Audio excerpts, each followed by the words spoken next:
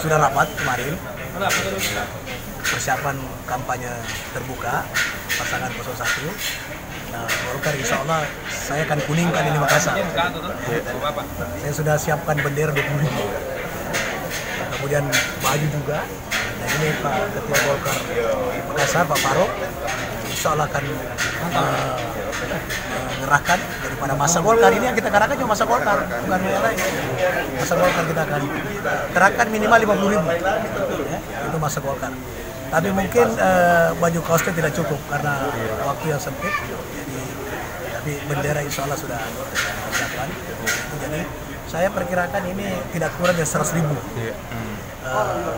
masyarakat, baik kader Golkar, kader Nasdem, kader pengusung dan sebagainya, maupun masyarakat umum, ya, masyarakat umum yang bersimpati kepada Pak Jokowi saat pasti tumpah ruah di. Nah, hanya memang yang menjadi persoalan teknis karena ini pagi, 9 pagi, jadi ini ada kendala sedikit, tapi insya Allah kita himbau lepas salat subuh bagi umat Islam sudah harus menunjukkan posisi. Oh gitu ya. Ini mungkin untuk mengimbangi itu ya Pak, kan kemarin waktu datang Sandiaga ada bendera untuk mengimbangi, makanya Golkar all out untuk... Tidak ada istilah itu, kalau itu kan hanya api, aduh kecil sekali, hanya ada 5 bendera, berapa bendera itu, yang pasti tidak lebih dari 10. Tanggapannya dan salib itu sabotase yang sabotase. Tidak sangat tidak etis dan tidak berpengaruh sedikit pun bagi Golkar, sama sekali tidak ada pengaruh, dan itu kita sudah lacak ya bayaran lah, bayaran.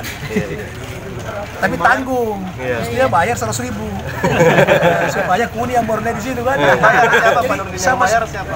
Yang bayar siapa? Ada Pak Faruk. Tapi ada himbauannya kepada